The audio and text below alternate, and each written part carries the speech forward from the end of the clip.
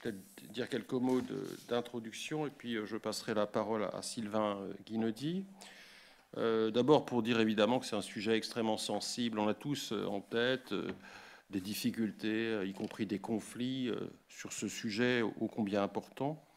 C'est tout de même une masse financière de 11 milliards par an. C'est le budget du service public des déchets. Et on ne le sait pas assez, après l'eau et l'assainissement, c'est le deuxième budget environnemental des collectivités territoriales. Donc une masse importante. C'est un budget complexe. On va en parler. Le service public des déchets comprend de nombreuses particularités fiscales. Ah, je demande aux collègues de couper par contre leur micro. Ils nous entendent, mais s'il vous plaît, voilà. Donc c'est un système complexe. Financement par une taxe affectée ou une redevance, TOM, ROM, etc. Obligation d'avoir un budget annexe, même quand il s'agit d'un service public administratif, statut de TVA complexe. C'est vrai que c'est un sujet qui est compliqué même pour les spécialistes. Ces 10 dernières années, les outils fiscaux solides que sont d'un côté la taxe d'enlèvement des ordures ménagères ou la redevance ont subi des coups de boutoir de différents côtés. D'abord, les habitants posent des questions, ceux qui ont parfois la redevance ne comprennent pas qu'on passe à la taxe, ceux qui ont la taxe, il faudrait qu'on passe à la redevance. Il y a des contestations, j'ai connu dans mon territoire des manifestations même un peu virulentes, il y a une quinzaine d'années. Les mécanismes sont mal compris, le législateur a multiplié les modifications, beaucoup d'ailleurs complexifient encore le système quand ce n'est pas les journalistes qui nous appellent. Très souvent, la presse essaie de montrer qu'un certain nombre de collectivités percevraient plus qu'elles ne dépenseraient, que tout serait indu, fait des palmarès négatifs. Donc c'est un sujet qui n'est pas qu'un sujet technique, mais qui est un vrai sujet politique. C'est pourquoi l'AMF, soucieuse d'être utile et bien sûr de servir les élus locaux, organise ce webinaire. Elle fait appel aux services de l'État pour faire le point sur ce qui est possible, ce qui ne l'est pas, sur les risques de contentieux, bref, pour nous éclairer, nous, les élus locaux. Nous sommes déjà dans des périodes d'incertitude et de grandes tensions budgétaires. Nous avons donc un besoin de sécurisation juridique. C'est pourquoi ce webinaire, qui durera jusqu'à 16h30, a été organisé. Et ceci étant, je passe la parole à mon collègue donc Guinaudy, qui va animer ce webinaire, puisque moi-même, malheureusement, je ne pourrais pas rester jusqu'au bout. Je vous souhaite 2 heures tout à fait fécondes, et je ne doute pas que nos connaissances sur ce sujet complexe sortiront renforcées de ce webinaire. À toi. Bien, merci beaucoup Antoine. Bonjour à tout le monde.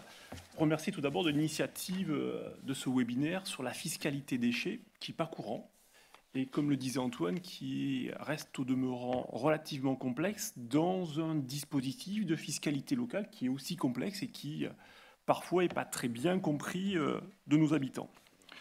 Alors, il faut quand même se dire que depuis 30 ans, la gestion des déchets a connu une très forte évolution. Rappelez que dans sa mise en place, initiale presque historique, c'était de la collecte, du traitement, incinération et enfouissement. On ne se posait pas trop de questions, c'était un seul flux, c'était une question de salubrité publique. Et au fil du temps, cela a évolué. Donc on est passé, pour faire simple, d'un flux, les ordures, comme on le définissait, à aujourd'hui plus de 30 filières avec tout ce que ça peut générer en termes de complexité, en termes de tri, en termes de moyens de mettre en œuvre. Et comme on en a fait un sujet extrêmement technique, eh bien, on y a mis beaucoup de moyens techniques, beaucoup de moyens humains qui a généré de plus en plus de besoins financiers pour venir financer un service qui est devenu de plus en plus coûteux. Il est devenu de plus en plus coûteux parce qu'on y a mis beaucoup de techniques. On a dû aussi assumer à un moment donné ce qui était l'amélioration continue en termes d'impact environnemental. Moi, j'ai en tête la fermeture d'un certain nombre de sites d'enfouissement qui nécessitent aujourd'hui d'en assurer ce qu'on appelle dans le jargon qui est un petit peu technique, tout simplement la fin de vie. Et la fin de vie d'un site qui devrait être devenu un inerte et qui pourtant continue à produire des eaux sales, nécessite des coûts, nécessite de l'entretien, nécessite de la sécurité. Et donc, l'histoire fait qu'on a aussi assumé le coût. Et puis dans le même temps, on a connu la mise en place des REP, des fameuses à la responsabilité élargie des producteurs. Alors, on aura l'occasion peut-être d'en parler. C'est quoi? C'est de se dire que celui qui met sur le marché un produit doit en assumer demain la collecte et le traitement des déchets que ce produit pourrait occasionner par sa consommation. Le principe, c'est que ça doit être financé. Alors là aussi, il y a des mécanismes qui devraient pourtant venir équilibrer la fiscalité déchets. On n'y est pas tout à fait, parce que cet après-midi, je veux être positif. Mais pour être clair, le compte n'y est pas. Et ce que devraient poser sur la table les éco-organismes pour financer les produits qui sont mis sur le marché et qui produisent du déchet nécessite de toujours mobiliser une fiscalité locale pour venir équilibrer tout ça. Et rappelez aussi que la mise en place des éco-organismes, et on a ici en tête, quand on est à l'AMF, la mise en place de ce qui précédait Citeo, puisque nous avions créé des relations partenariales sur la mise en place de cette première REP sur les emballages, et puis après il s'est déployé un certain nombre de REP, avait pour objet de mettre en place le recyclage. Rappelez aussi que dans un deuxième temps, l'augmentation de la TGAP était conditionnée en termes d'acceptabilité par la mise en place de nouvelles REP.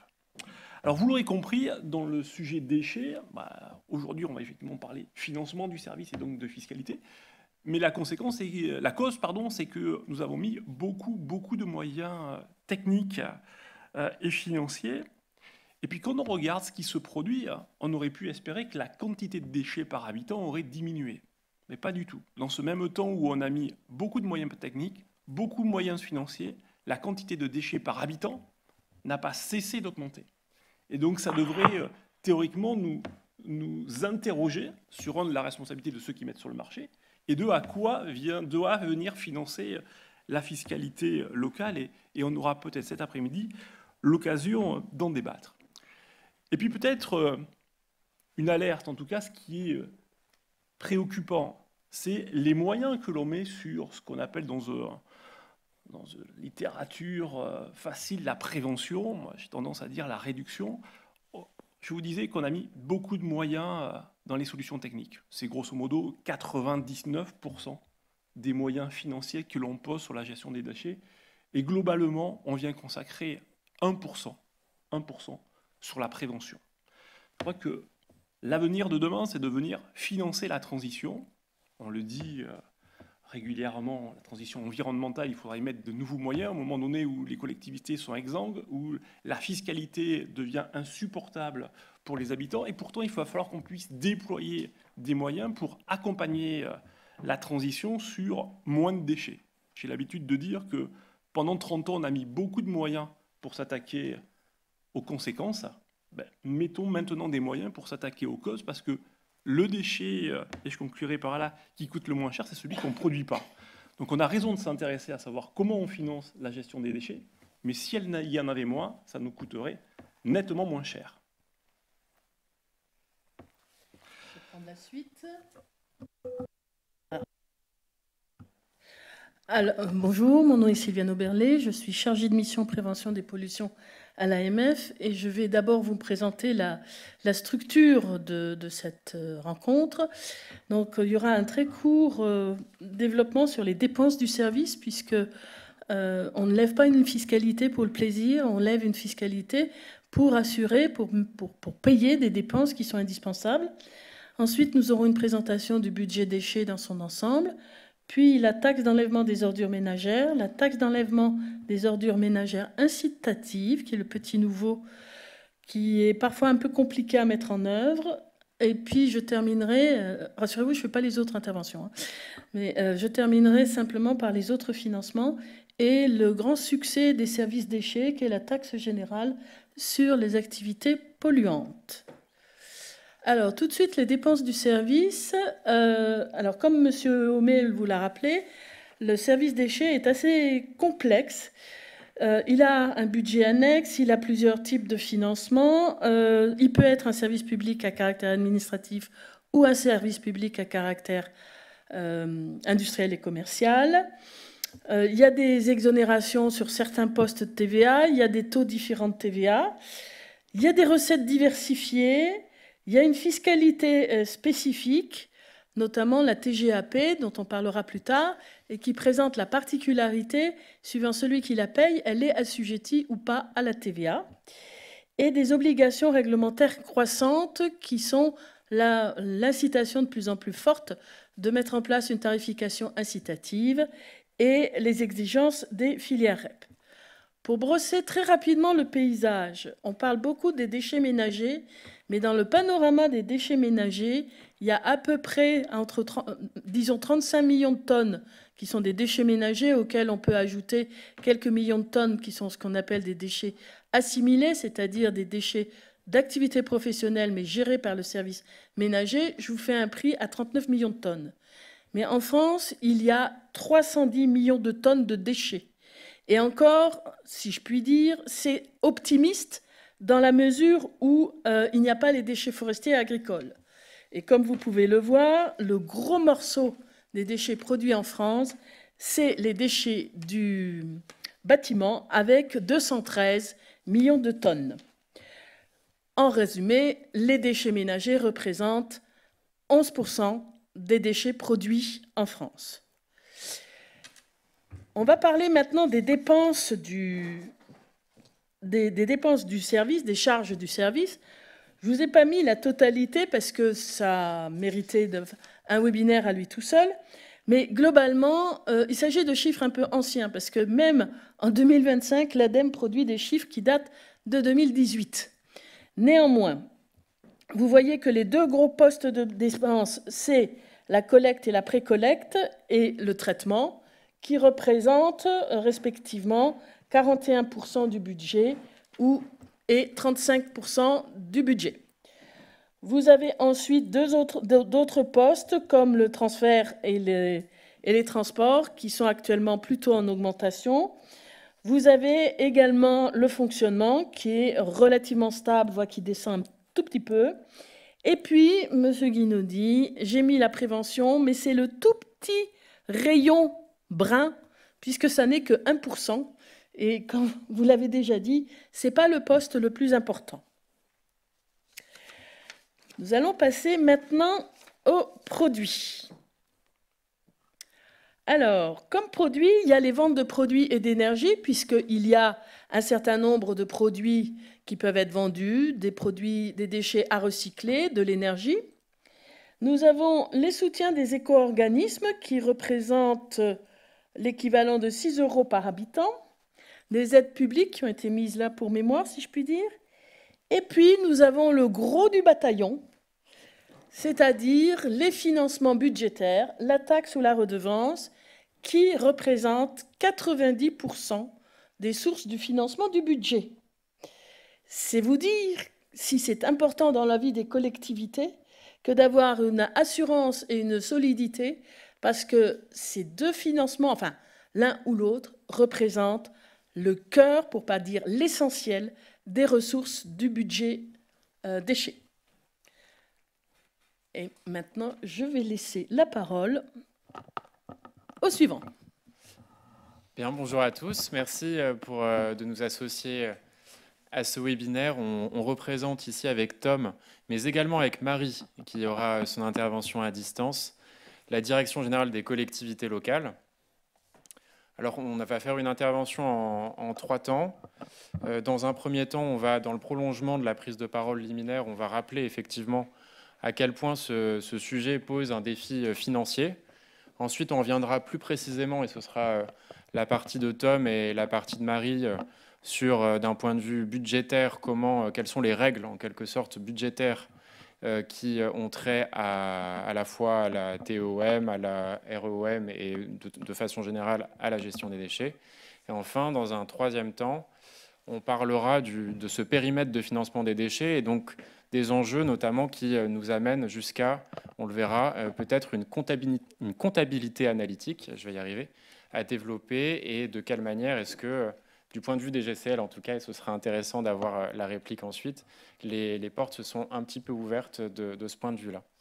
Donc je vais démarrer avec cette première partie, effectivement en rappelant qu'on est face à une dépense dynamique.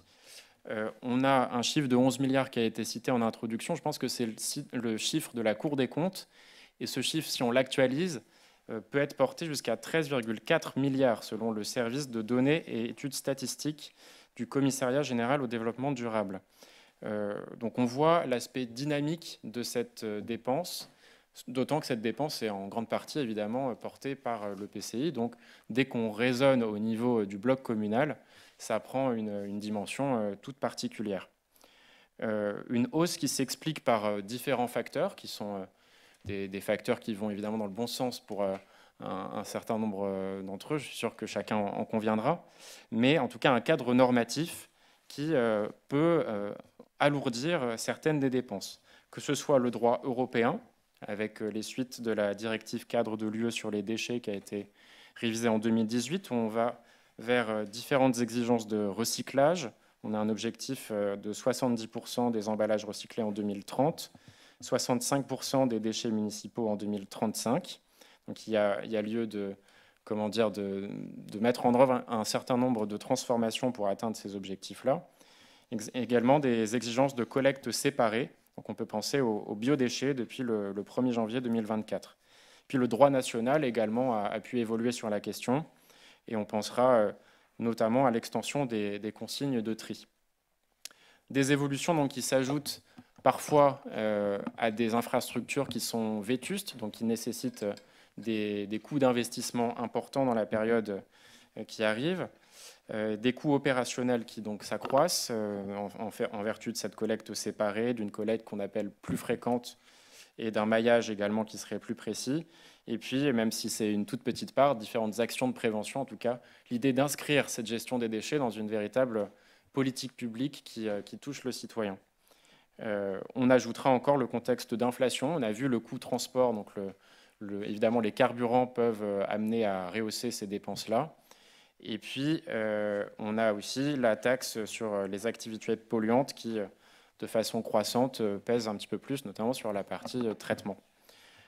Et en face de ça, des marges en recettes qui sont parfois difficiles à activer.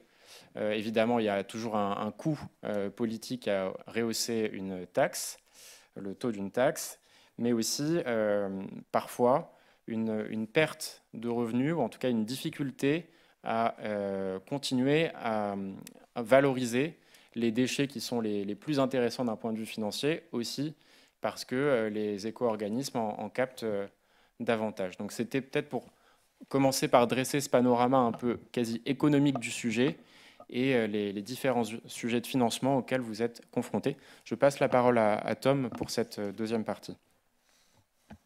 Bonjour à tous. Donc peut-être entrer dans une partie un peu plus consacrée au suivi, au mode de gestion en fait de ce service.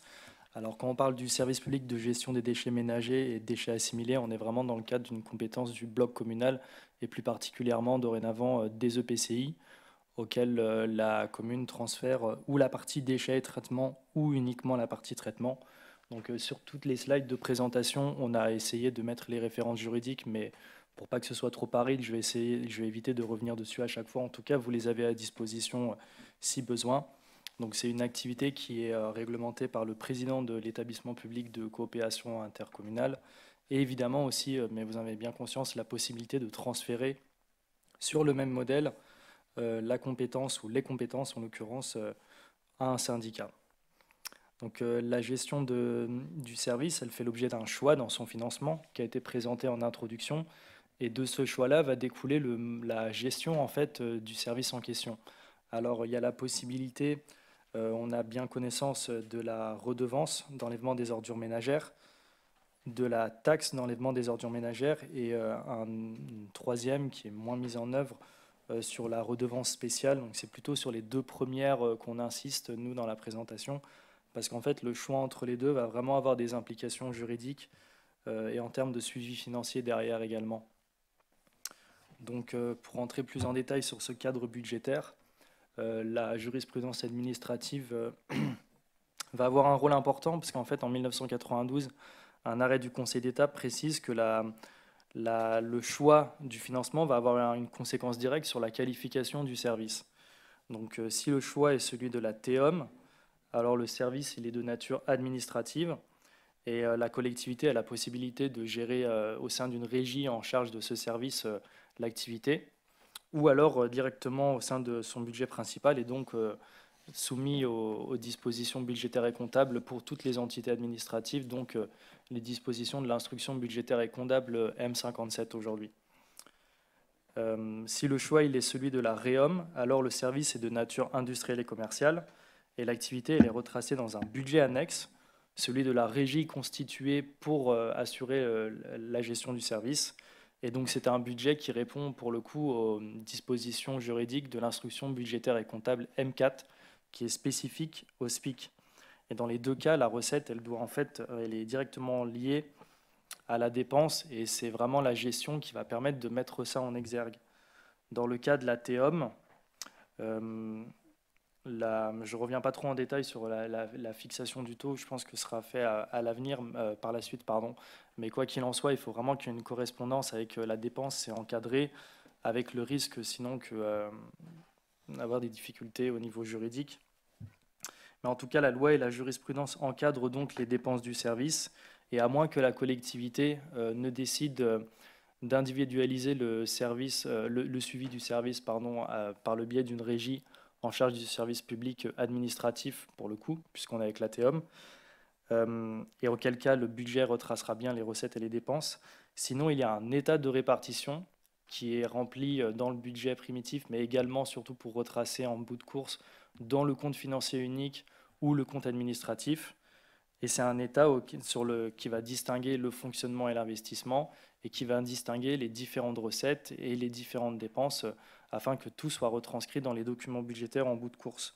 Parce que la recette, auquel cas, n'est pas seulement liée à la TEOM, donc il faut vraiment que tout y figure.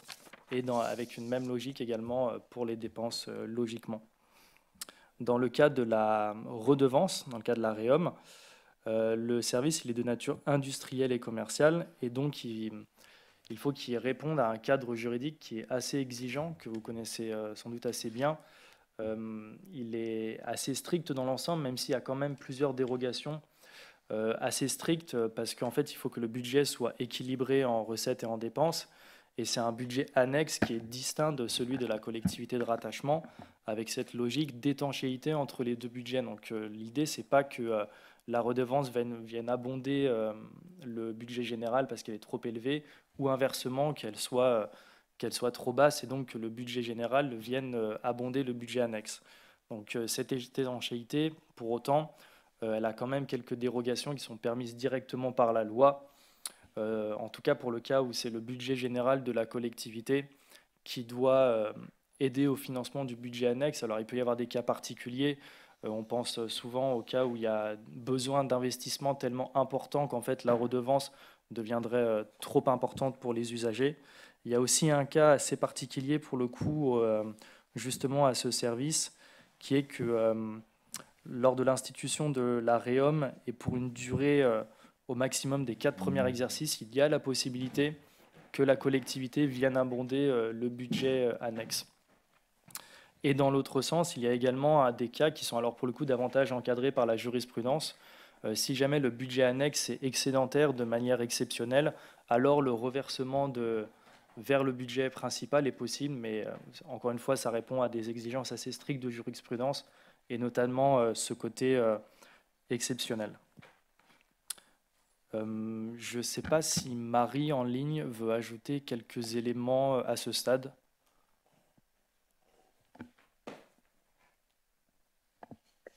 Est-ce que vous m'entendez bien? Oui. Oui, bonjour. Non, effectivement, alors, nous, ce qu'on peut peut-être simplement préciser, mais pour rappeler des choses qui sans doute sont connues, c'est les modalités de mise en œuvre de la redevance de la REOM. Comme à l'instar de mes collègues de FL, je ne vais pas faire un cours de droit sur les textes et la réglementation, simplement vous rappeler que c'est la commune ou l'EPCI qui est compétent pour instituer la REOM, à condition de disposer soit de la totalité de la compétence, donc la collecte et le traitement, ou d'assurer au moins la collecte. Dans ce dernier cas, le mécanisme financier, c'est un système de reversement partiel d'une part de la redevance entre la commune et le PCI, C'est bien effectivement, comme le disait Tom tout à l'heure, l'Assemblée délibérante qui fixe le montant de la redevance.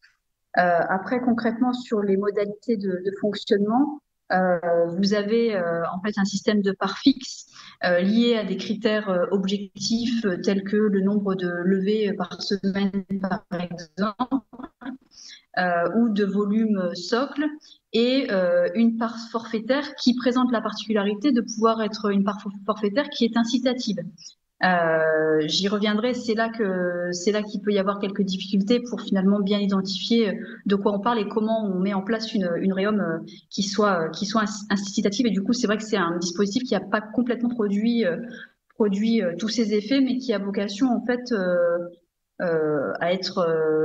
à limiter en fait le volume de déchets produits par les administrés.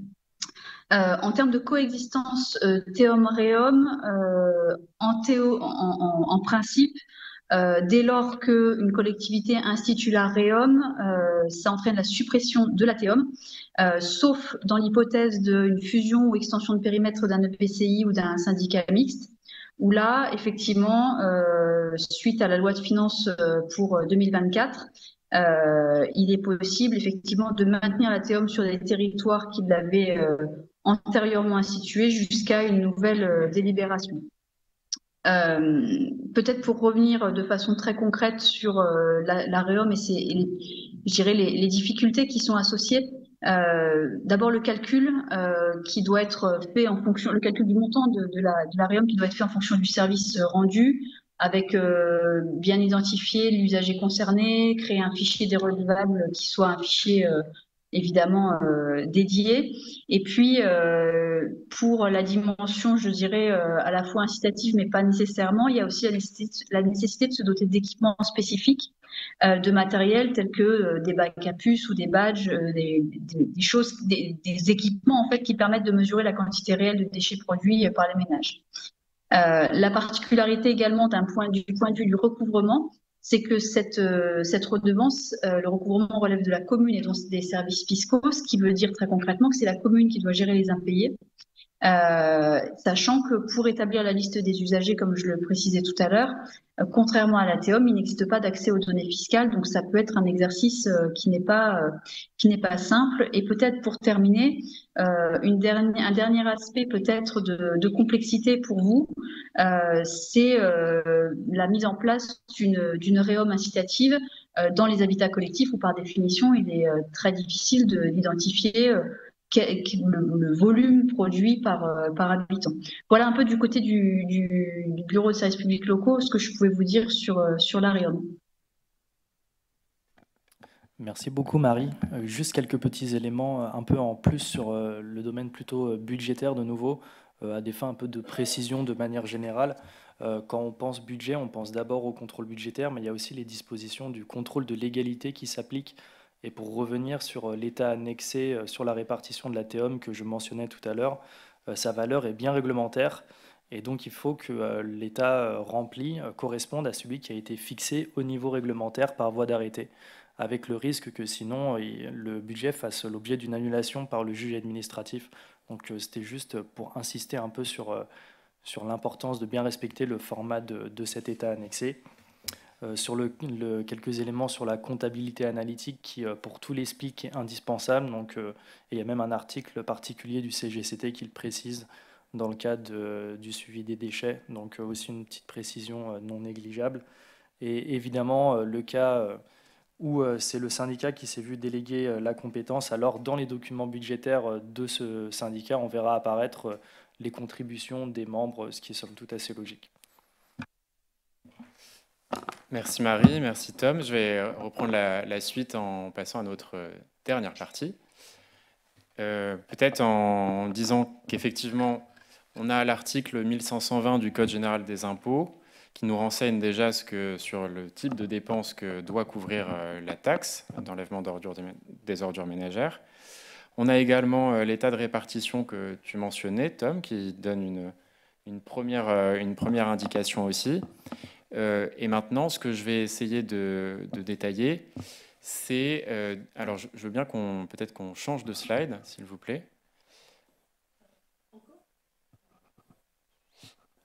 Voilà, très bien. C'est effectivement ce que recoupe ce périmètre-là et la manière dont on peut l'apprécier. On a d'un côté une évolution du droit, et en particulier de la jurisprudence, qui a tendance à nous laisser penser qu'il y a davantage d'ouverture. Donc on peut démarrer peut-être cette séquence-là par l'arrêt Auchan de 2014.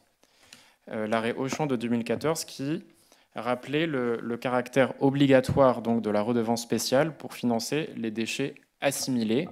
On a eu ensuite une évolution en loi de finances rectificative en 2015 qui a permis donc, qui a clarifié plutôt le fait que la taxe d'enlèvement des ordures ménagères pouvait également financer à la fois donc, la gestion des déchets ménagers, mais aussi celle des déchets assimilés.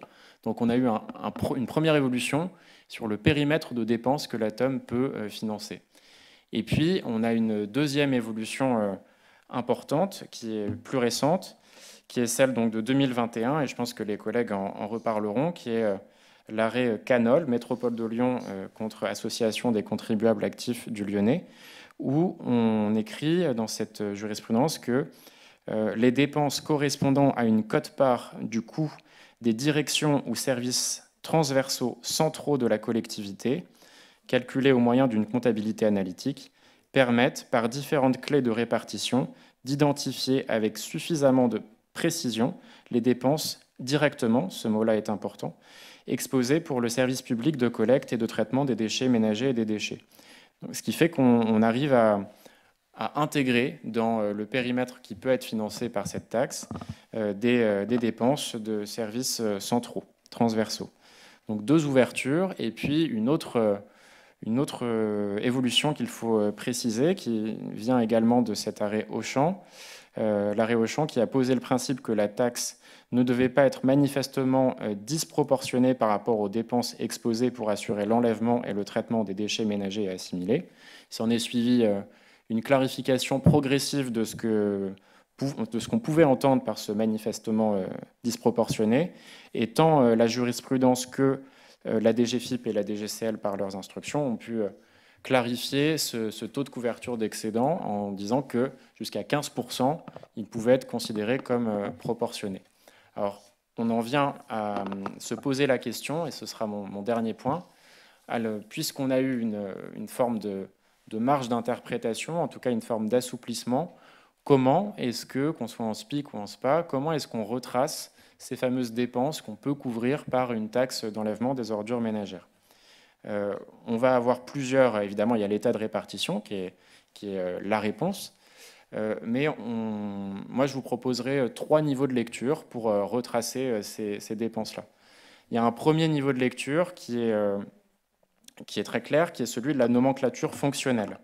Donc vous avez via la présentation croisée, et donc en utilisant les rubriques fonctionnelles, la possibilité de suivre la collecte et le traitement des déchets, c'est la rubrique 721, les services communs de la collecte et de la propreté, c'est la rubrique 720, et également la rubrique 722 qui porte sur la propreté urbaine, mais où on peut se poser la question, notamment c'est un des cas des corbeilles de rue, de savoir si certaines de ces dépenses ne sont pas en réalité assez proches de la nature des ordures ménagères aussi. En tout cas, ce sont des questions qu'on peut ouvrir. Donc, la première approche, ce sera celle de la nomenclature fonctionnelle. Elle figurera dans vos comptes, et donc c'est très clair, les chiffres passeront le filtre du contrôle budgétaire, et donc celui de la sincérité de votre tenue de compte. Il y a un deuxième étage qui est intéressant, qui est celui des natures analytiques. Donc, dans vos systèmes d'information financiers, dans vos progiciels, vous avez la possibilité de créer une nomenclature qui vous serait propre, qui serait plus fine, que vous pouvez, le cas échéant, spécialiser selon différents lieux de traitement, selon différents types de déchets, selon différentes approches que vous choisirez, et qui, si cette nomenclature est mise en place dès l'engagement, va vous suivre tout au long de la chaîne comptable, ce qui va vous permettre également de suivre à proprement parler une comptabilité analytique qui pourra être solide puisque justifiée dans chacune des étapes d'une chaîne comptable, et qui pourra également vous permettre, d'un point de vue budgétaire, de faire de la prévision et donc d'intégrer tout cela. Et puis il y a peut-être une troisième méthode qui serait celle qu'on utilise en contrôle de gestion, qui serait la méthode du coût complet. Quelque part, c'est celle qu'on peut entendre sous quote-part du coût des directions ou services transversaux centraux de la collectivité dans la jurisprudence que je citais, étant entendu que à chaque fois que vous allez mettre en œuvre la compétence déchets pour la collecte, pour le traitement, ça signifie qu'il y a une part de dépenses d'informatique, il y a une part de dépenses RH pour les services centraux, il y a aussi des fonctions de maintenance, il y a des fonctions de nettoyage, il peut y avoir les consommables de papier, il peut y avoir l'énergie, il peut y avoir des honoraires de conseil, des frais de contentieux. Et tout cela, au sens élargi, extensif, mais il faudra que ce soit évidemment rigoureusement tracé, peut appartenir à ce périmètre de dépenses.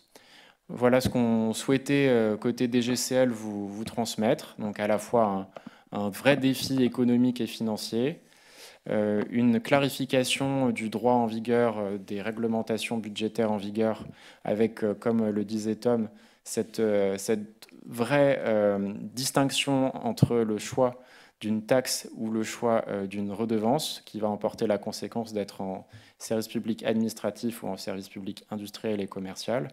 Et enfin, quelques pistes, mais on sera évidemment très intéressé par les retours, quelques pistes pour mettre en place cette comptabilité analytique citée par la jurisprudence et requise par le CGCT également. Je vous remercie. Eh bien, remercier la DGCL. Peut-être une première vague de questions qui ont été posées alors, sur des questions écrites. C'est Aurélien qui va essayer d'en donner la lecture et puis, si j'ose dire, le premier qui l'attrape au vol essaye d'y répondre. Aurélien. Alors, première question. La gestion des déchets s'inscrit dans un budget annexe qui doit s'équilibrer par la redevance en particulier. Est-ce également le cas lorsque le financement repose sur la taxe ou le budget général de la collectivité peut y contribuer?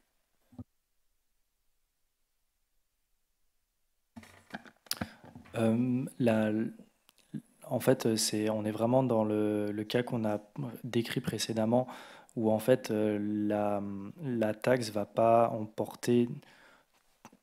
couvrir l'intégralité des recettes dédiées, mais en tout cas, il faut vraiment qu'elle soit proche au niveau du montant choisi pour qu'il n'y ait pas une considération derrière de surfinancement par le biais de cette taxe.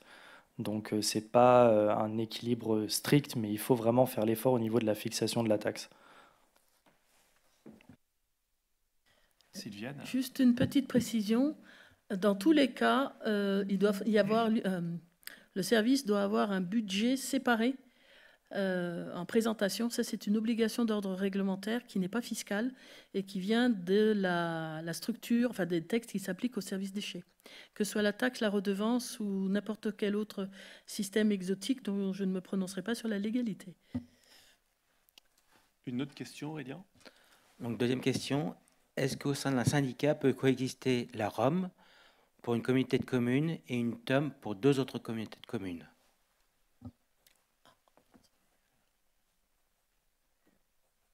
Alors, qui prend la question? Madame à distance avait commencé à amener une réponse tout à l'heure.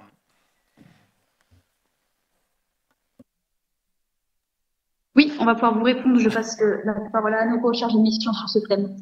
Oui, bonjour. En principe, c'est l'harmonisation des financements sur un même territoire. Et comme disait Marie tout à l'heure, il y a la possibilité de coexistence de la REOM ou de la TEOM en cas de fusion ou d'extension du périmètre d'un EPCI ou d'un syndicat mixte. Est-ce qu'on avait une autre question, Aurélien? La TOM peut servir à payer la collecte et le traitement des professionnels? Je vais peut-être clarifier de ce côté-là. On a la notion de déchets assimilés. À partir du moment où le déchet professionnel, en quelque sorte, ne se distingue pas dans la technicité de sa collecte et de son traitement, on considérera qu'il s'agit d'un déchet assimilé. En revanche, s'il y a une distinction, là, on passe en dehors du service public de gestion des déchets Et non, ce n'est plus du périmètre de l'ATOM et ce n'est d'ailleurs pas nécessairement du périmètre de l'EPCI. Peut-être que la question qui est indirecte, c'est la redevance spéciale. Vous pouvez en dire 2 mots ou pas? Qui porte sur les professionnels dans le cadre du SPGD, justement. Oui, alors je vous en dis 2 mots, mais pas beaucoup plus. Je vous en dis 2 mots. Enfin, ce que je sais, c'est que cette redevance spéciale, effectivement, porte sur ces déchets assimilés. En revanche, elle est tout à fait optionnelle. On n'a pas la nécessité de la mettre en place. Par contre, si vous la mettez en place, elle doit être dosée par rapport au coût que représentent ces déchets assimilés. Maintenant, je ne vais pas faire semblant, je ne peux pas vous dire beaucoup plus de choses dessus. Peut-être que Marie a un complément, mais non, elle fait non de la tête. Mais c'est en fait la souplesse, c'est que la taxe peut couvrir ces déchets assimilés et à aucun moment la redevance spéciale ne pourra couvrir les déchets ménagers classiques. Merci. Une dernière question peut-être, Aurélien? Alors, peut-on intégrer les frais de collecte et de traitement des corbeilles, même si la collectivité n'exerce pas la compétence propreté?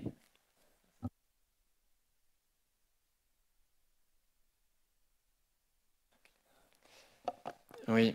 Les frais de collecte et de traitement des corbeilles, même si la nécessité n'exerce pas la compétence propreté. Mais alors, si vous n'exercez pas la compétence propreté, vous êtes quand même, j'imagine, Madame Morin, dans une configuration où vous prendriez le soin des corbeilles de rue. Moi, à mon sens,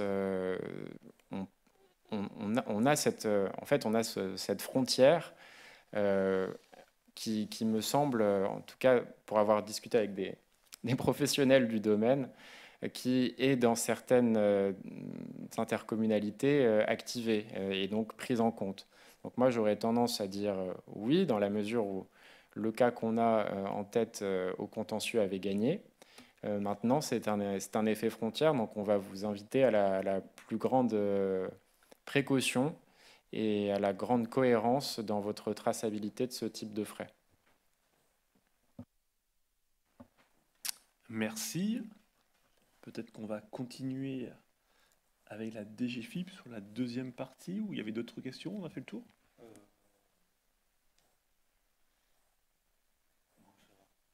On a fait le tour, donc on va continuer avec la DGFiP sur la deuxième partie de ce webinaire.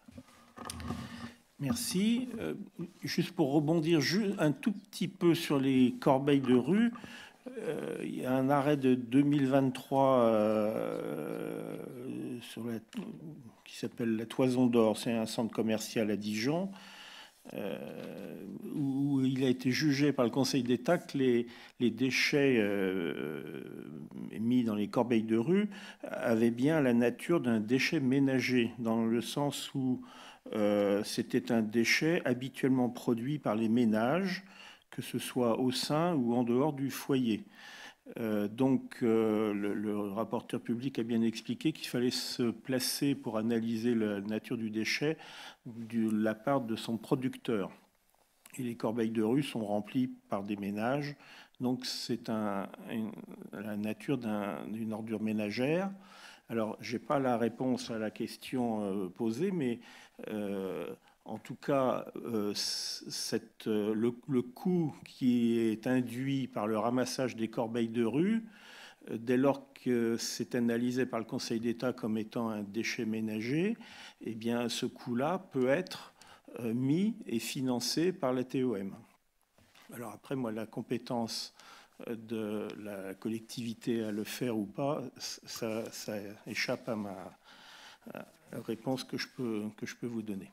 Je suis désolée, je pense, pour avoir vu ce genre de situation, en fait, on a une collectivité qui a une compétence propreté qui place les corbeilles de rue et qui éventuellement en procède à l'enlèvement, mais comme elle n'a pas les moyens de traiter, elle passe le bébé, si je puis dire, pour traiter les déchets à la collectivité qui a la compétence gestion des déchets et qui donc finance le traitement de ces déchets sur sa TOM.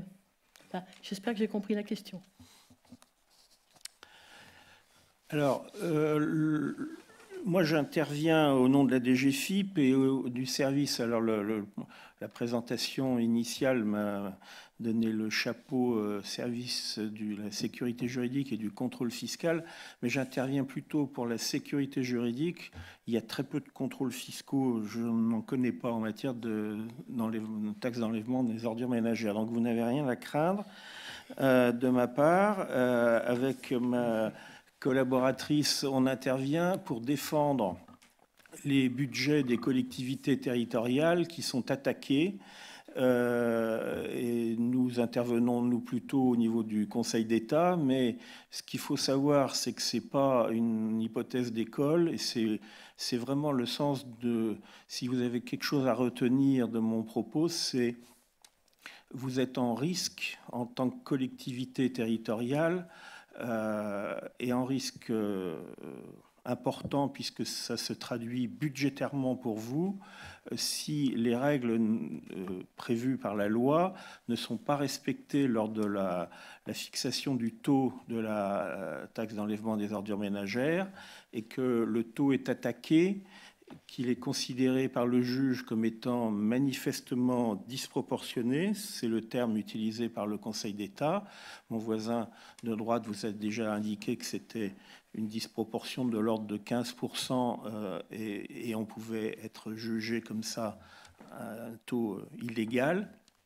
Et dès lors que le juge fait ce constat, les dégrèvements que nous allons prononcer, nous, à la DGFiP, en faveur du redevable, sont mis à la charge des collectivités territoriales qui ont voté le taux de façon impropre. Donc vous voyez bien l'intérêt extrêmement important qui résulte dans le contexte budgétaire qui est le vôtre, enfin celui de tout le monde, l'importance qu'il y a à bien respecter les règles dès le départ et surtout à nous aider, nous, DGFiP, puisque nous sommes les seuls habilités à défendre le contentieux devant les juges. Vous pouvez intervenir en soutien ou officiellement en tant qu'intervenant à l'instance, mais vous ne pouvez pas, la loi ne vous confie pas ce rôle-là, il est confié à la DGFiP. Mais la DGFiP ne peut pas savoir comment vous avez calculé votre taux, comment vous avez calculé vos dépenses et les recettes y afférentes si vous ne nous donnez pas vos fonds de dossier. Donc c'est extrêmement important que vous soyez vigilants. Lorsque vous faites voter les taux pour y mettre les bonnes dépenses et n'en pas mettre trop, et surtout derrière, en cas de contentieux, de nous aider à vous défendre et à défendre les taux. Je reviens juste une seconde. La loi, on a parlé de l'arrêt Auchan à l'instant, de 2014, mais l'article de loi est assez clair. C'est l'article 1520 du CGI. Il dit « Les communes peuvent instituer une taxe destinée à pourvoir aux dépenses du service de collecte et de traitement des ordures ménagères. » Destinée à pourvoir. Donc cette taxe, elle n'est pas destinée à pourvoir autre chose que ces dépenses-là. Et dès lors que ça dépasse de 15%, que le rendement de la taxe dépasse de 15% ces dépenses, le taux est illégal, il y a dégrèvement et c'est imputé sur votre budget. Et alors, pour que vous soyez extrêmement attentifs, je vais vous raconter une histoire.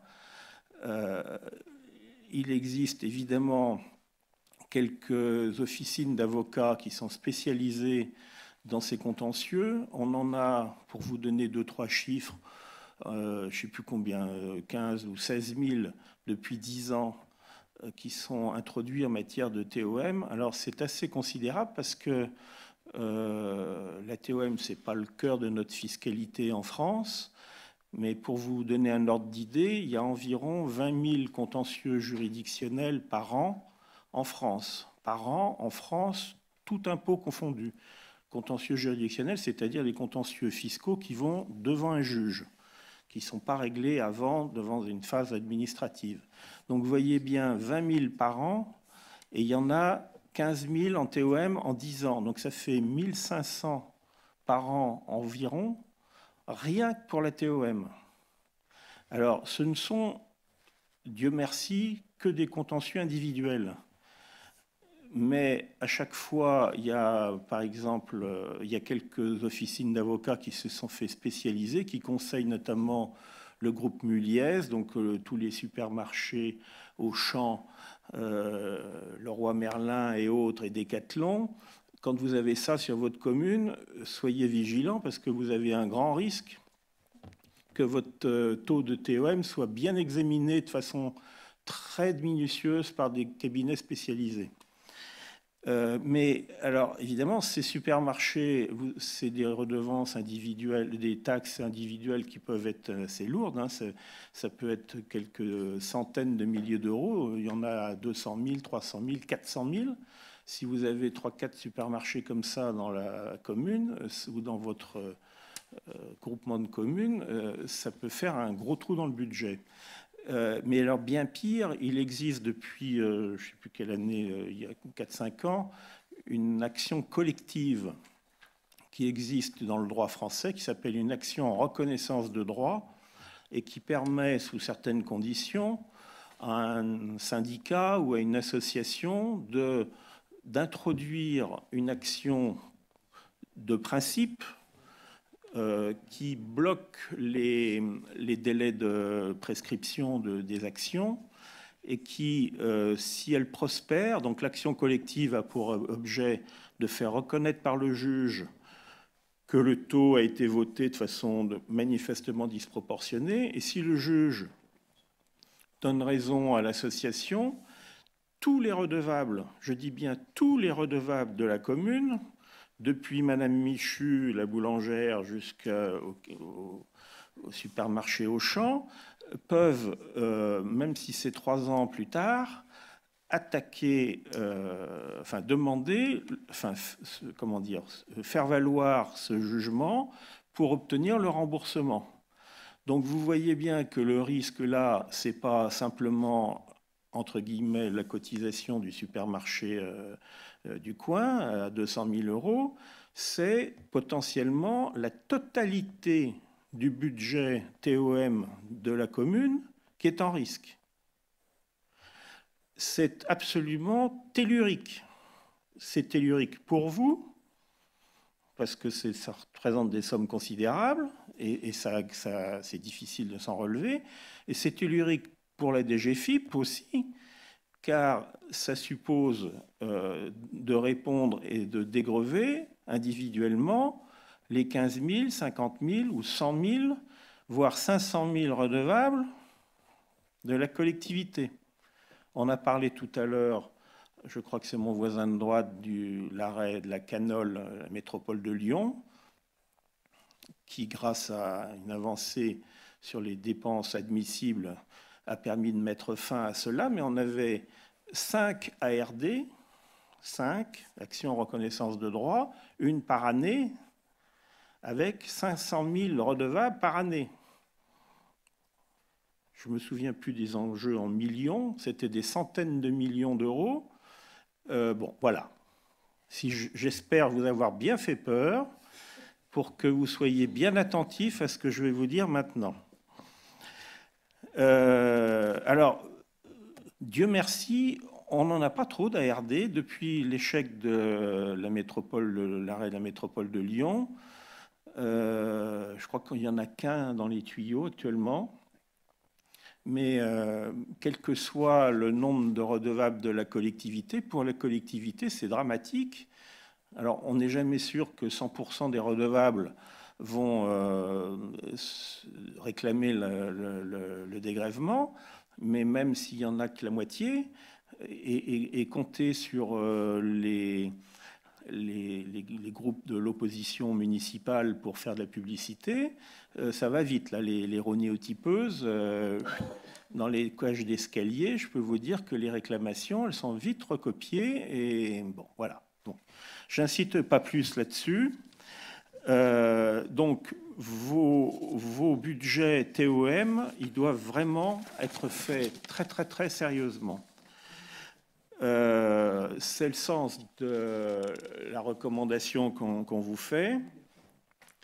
Et surtout, en cas de contentieux, mettez-vous dans la perspective de devoir défendre ce budget avec nous, enfin, par notre intermédiaire, devant le juge. Donc, ne rechignez pas et ne tardez pas à nous donner les éléments, et surtout qu'il soit pertinent. Enfin, vraiment, il faut faire en amont, et dès le départ, il faut bien faire le travail.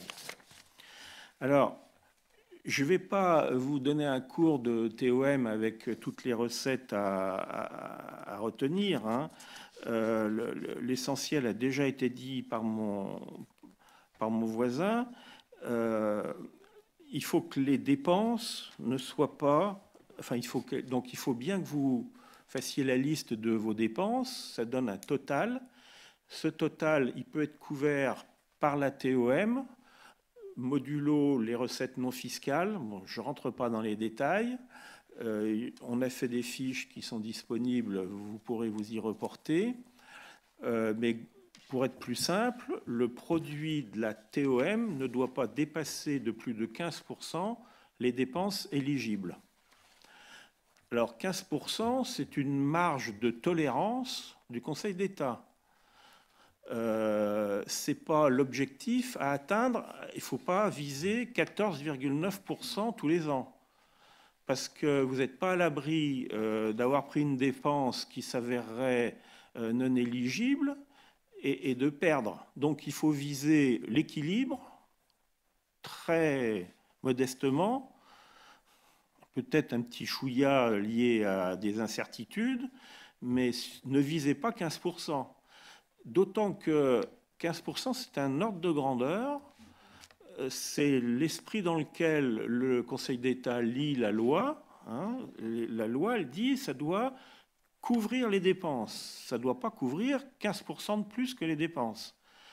Et donc, c'est une tolérance. Et pour la petite histoire, on avait perdu devant un TA avec 9% de trop, et non pas 15%.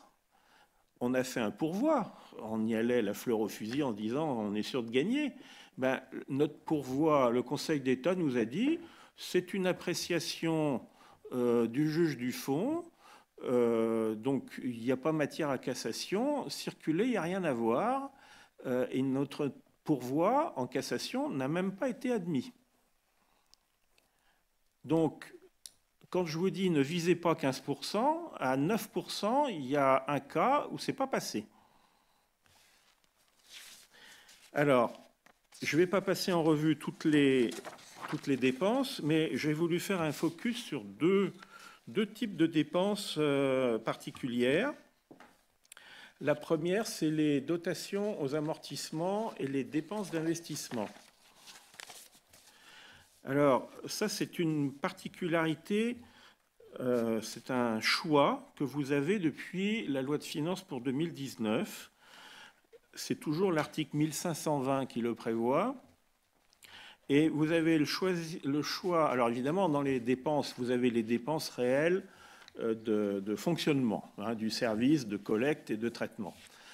Bon, ça, on voit bien ce que ça veut dire. Mais le deuxième item, c'est les dépenses réelles d'investissement. Alors ça, c'est une nouveauté introduite par la loi en 2019, car le Conseil d'État avait estimé que les investissements, ce n'étaient pas des dépenses, qu'on pouvait mettre les amortissements, mais pas les investissements.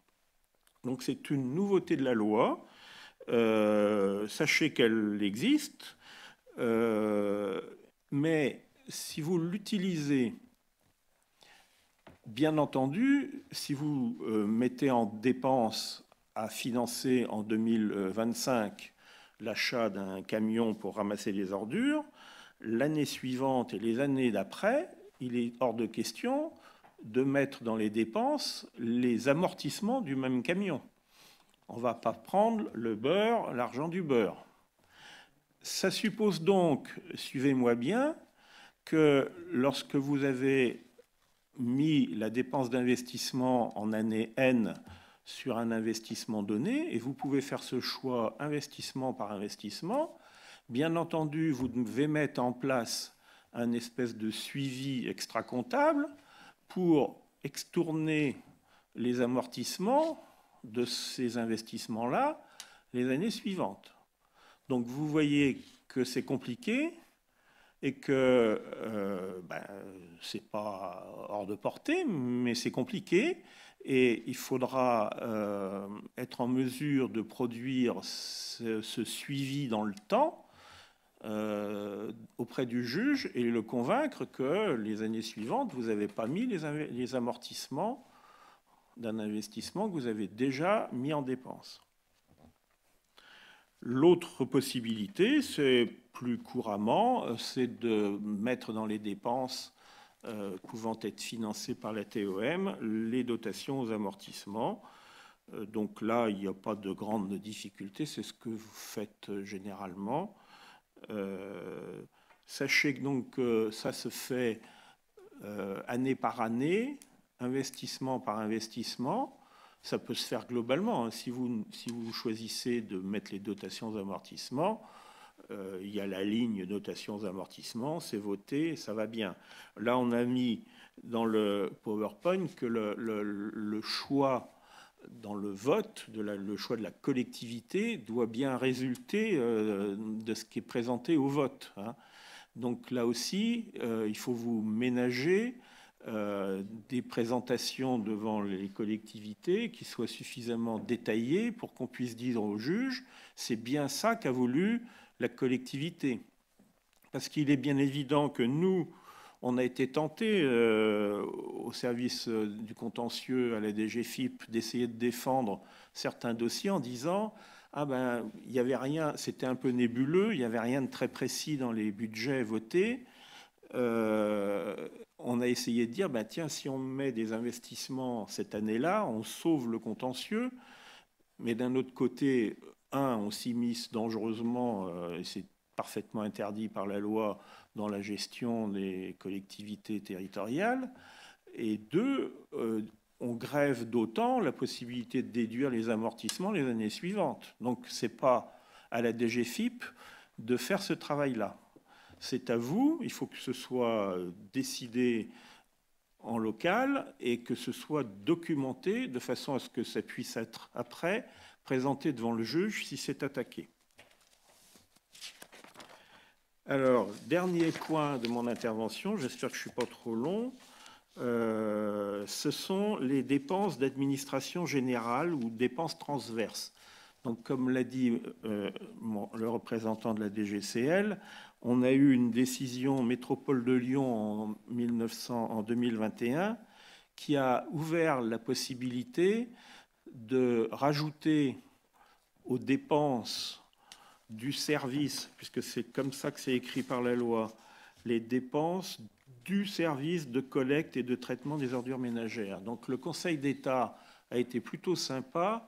Il a rajouté à ces dépenses stricto sensu, c'est-à-dire, on voit bien ce que ça représente, il a admis le principe de rajouter des quotes-parts des dépenses transverses. Donc c'est les frais d'administration générale de la collectivité, mais il y a mis plusieurs conditions. Il a mis qu'il fallait absolument que ce soit identifiable avec suffisamment de précision et que ces dépenses en question, elles soient directement exposées, et le mot, on l'a déjà souligné, est important, et que ce soit directement exposé pour le service public de collecte et de traitement des déchets. Donc, il y a cette obligation. Alors, le Conseil d'État met avec une comptabilité analytique, des clés de répartition, etc. Donc, nous allons naviguer entre cette décision de jurisprudence de 2021 et une autre qui concernait la ville de Bagnolet, je crois, dans lequel il y avait eu simplement une espèce de règle de 3 qui avait été faite, et on avait pris la proportion des dépenses réelles de fonctionnement du service des ordures ménagères. On avait regardé combien ça représentait par rapport à l'ensemble des dépenses de la collectivité territoriale, je dis n'importe quoi, peut-être 10%, et du coup, on avait appliqué ce taux de 10% aux dépenses d'administration générale. Et donc, le Conseil d'État nous a dit, ça c'est excessivement sommaire, ce sont ces termes, et ça c'est à proscrire. Donc, je ne peux pas vous en dire tellement plus sur ce qu'il faut faire entre les deux, mais la règle de 3, c'est excessivement sommaire. Et à l'inverse, il faut être en mesure d'identifier avec suffisamment de précision les frais d'administration générale qui peuvent être considérés comme directement exposés pour le service public. Je vous donne une idée ou deux. Si par exemple il y a 10% des employés qui sont affectés au service de collecte des ordures ménagères, vous pouvez peut-être soutenir, et on vous aidera, qu'il y a 10% du service des ressources humaines qui, du coût de ce service, qui peuvent être ajoutés aux dépenses des ordures ménagères. Il faut des clés de répartition qui soient cohérentes. Là, je parle de nombre d'employés, puisqu'il faut faire leur fiche de paye, s'assurer de leur promotion, de leur mutation, de leur démission, leur départ à la retraite, leur embauche. Tout ça, c'est le même boulot pour le service des ordures ménagères que pour les employés de l'administration générale. Et si on prend cette clé de répartition en fonction du nombre de fonctionnaires ici et là, ça me semble pouvoir être défendu et être gagné. Bon, voilà, c'est ce genre de clé de répartition qu'il faut essayer de trouver si vous voulez faire un peu de, passez-moi l'expression, faire un peu de gratte et augmenter un peu les dépenses éligibles. Mais soyez extrêmement prudents dans cette démarche, parce que, encore une fois, si il y a une de vos clés de répartition qui n'est pas admise et que vous êtes en situation de dépasser la tolérance de 15%, eh ben, vous êtes en risque dans les termes que je vous ai rappelés au début de mon propos. Voilà ce que je voulais vous dire. La dernière chose, c'est qu'encore une fois, c'est la DGFiP qui défend vos affaires. Vous pouvez intervenir, mais ce n'est vraiment pas une obligation. Beaucoup de collectivités payent des avocats pour intervenir à l'instance. J'ai rien contre l'idée. Les avocats ont parfois des idées qu'on n'a pas, mais on n'est pas si mauvais que ça. Dans l'ensemble, on se débrouille pas trop mal.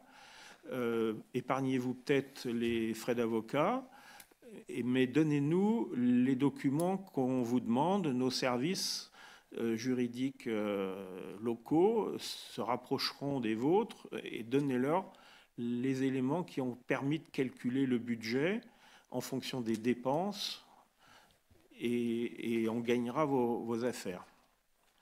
Voilà ce que j'avais à vous dire. Je vous remercie de votre niveau d'alerte. On a quelques questions en ligne hyper pertinente et je vous remercie d'y être attentif. Moi, j'ai la chance et que je n'ai pas eu besoin de la rédiger, donc je vais la poser à l'oral. J'aurais voulu qu'on soit peut-être un petit peu plus précis sur ce que vous avez présenté sur les investissements et les dotations aux amortissements. Moi, je ne suis pas un grand technicien, mais en dehors du déchet, j'ai aussi une compétence finance dans ma communauté de communes. Sauf si je dis une erreur, les amortissements sont obligatoires dans toutes les collectivités au-delà de 3500 habitants. Donc, surtout les investissements au-dessus, d'ailleurs, de 3 000 €, on doit amortir. Et vous nous expliquez là, dans le calcul à mettre dans l'atome, que où on met la dépense d'investissement en une seule fois, ou on y met uniquement la quote-part de la dotation aux amortissements. Alors, voilà, si vous pouvez bien être éclairé pour... Sauf si c'est moi qui n'ai pas bien compris, mais j'accepte volontiers. Alors, je suis pas un spécialiste de la comptabilité des collectivités territoriales, mais je vois bien, je la connaissais pas, mais elle ne m'effraie pas. L'obligation d'amortir, c'est une obligation prudentielle qui oblige à faire des réserves et donc en vue du renouvellement des acquisitions à l'avenir. Mais ça répond à des obligations comptables. Là, ce dont je vous parle, c'est d'un travail extra-comptable. C'est-à-dire que pour bâtir pour calculer le taux de TOM, vous avez la base imposable, c'est les valeurs locatives de votre commune, et multiplié par le taux, ça va vous donner le produit de la TOM. Ce produit de TOM, il est destiné à couvrir des dépenses. Et là, ces dépenses, le travail, il est fait de façon extra-comptable sur un cahier Clairefontaine, hein. Alors évidemment, c'est basé sur votre comptabilité. Notamment, c'est basé sur les dépenses de l'année précédente. Et vous prenez vos budgets, et là, je laisse la parole à mes collègues de droite. Mais arrivé à la ligne amortissement, vous pouvez, évidemment, vous les prenez comptablement, ils doivent être faits, mais pour calculer la dépense à financer par le taux de TOM, vous prenez soit les amortissements, soit cette année-là, si vous avez un investissement que vous préférez prendre directement dans les dépenses, ben vous prenez l'investissement. Et vous pouvez prendre d'ailleurs un peu des deux, à condition que ça ne porte pas sur le même objet. Est-ce que j'ai été assez clair? Pour moi, c'est plus clair du coup. Je vous en remercie. Tant mieux. On regarde les questions en ligne. Tout à fait. Une première question. Sommes-nous dans l'obligation d'exonérer de la TOM les entreprises qui en font la demande et qui ne bénéficient pas du service public? Alors, il va falloir obligatoire qui nous intéresse. Il va falloir quand même regarder de plus près parce que pourquoi ils ne bénéficient pas du service public? Il y a une obligation. Hein, si le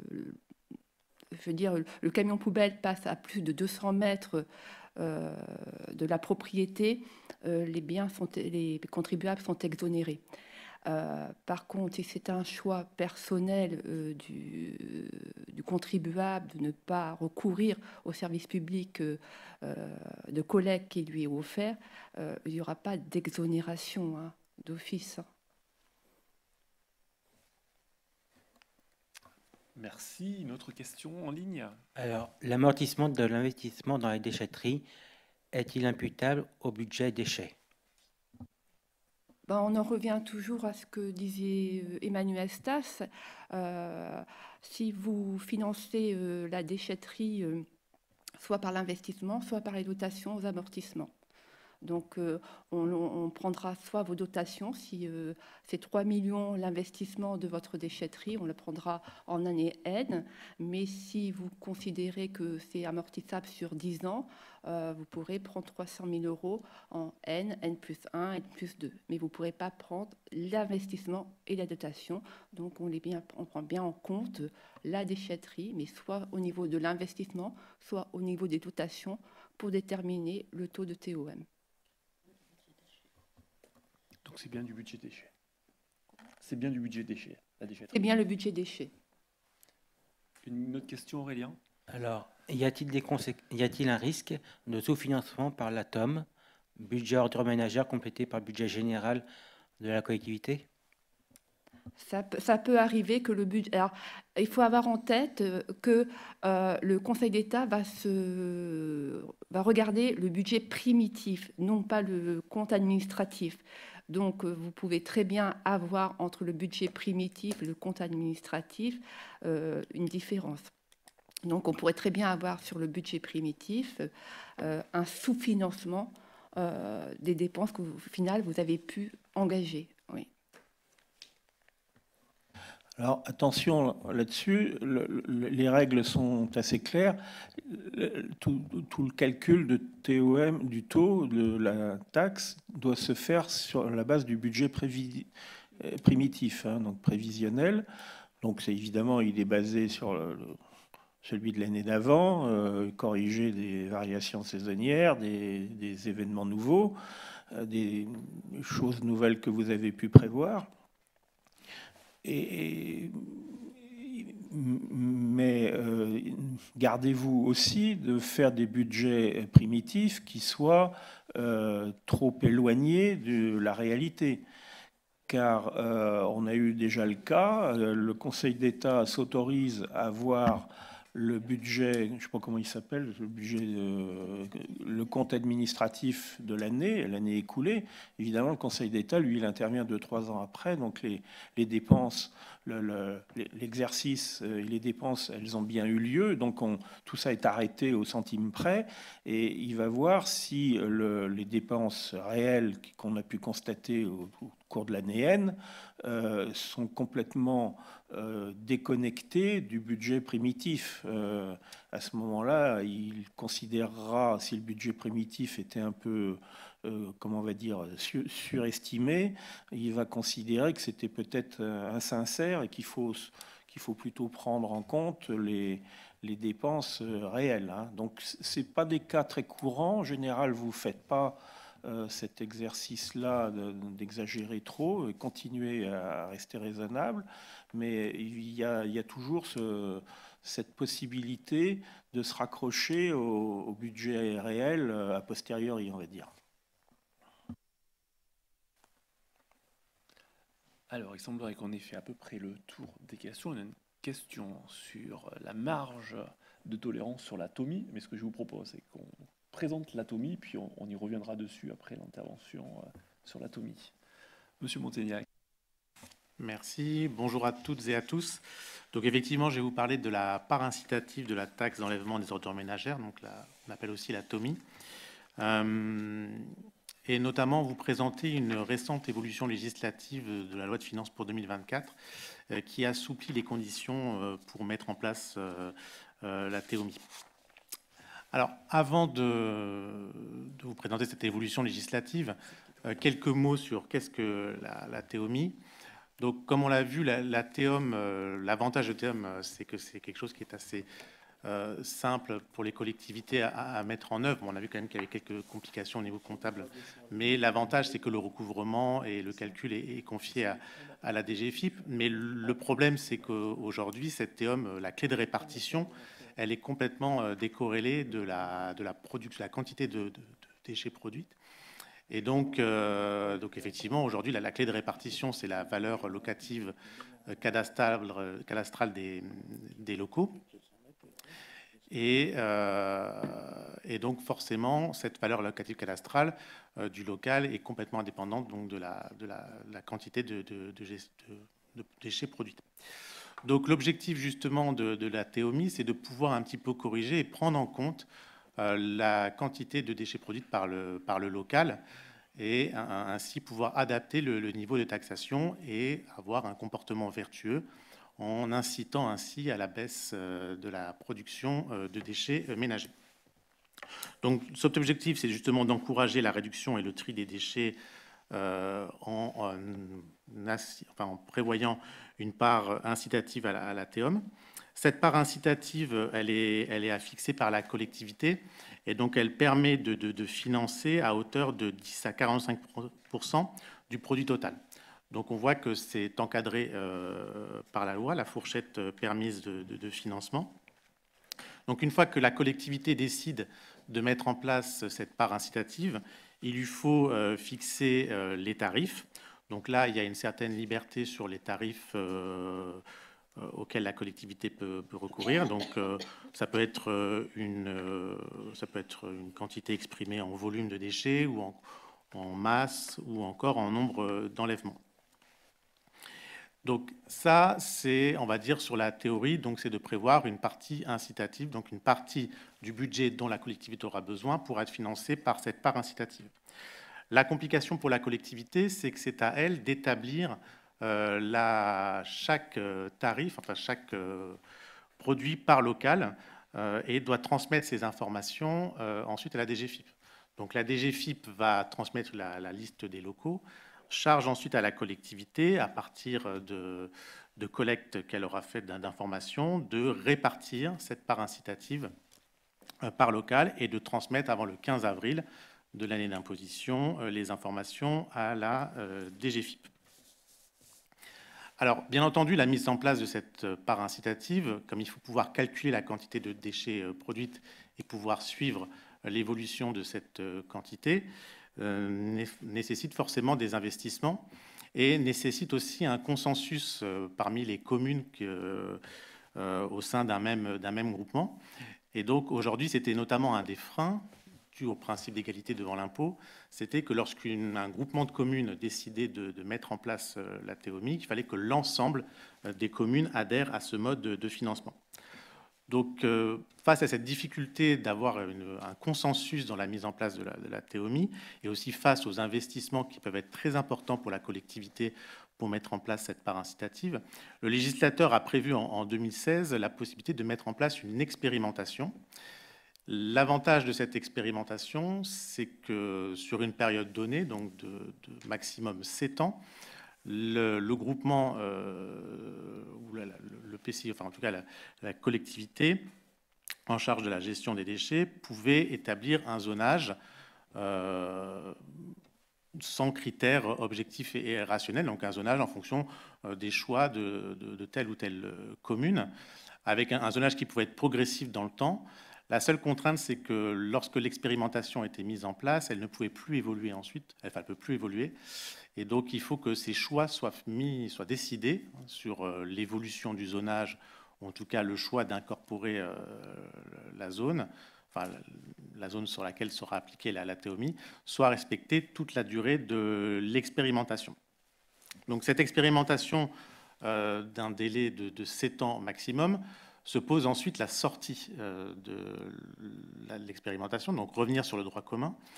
Et donc, il y a plusieurs possibilités qui s'offrent aux collectivités. Soit, si l'expérimentation est fructueuse, de la généraliser, la TEOMI, sur l'ensemble des communes du groupement.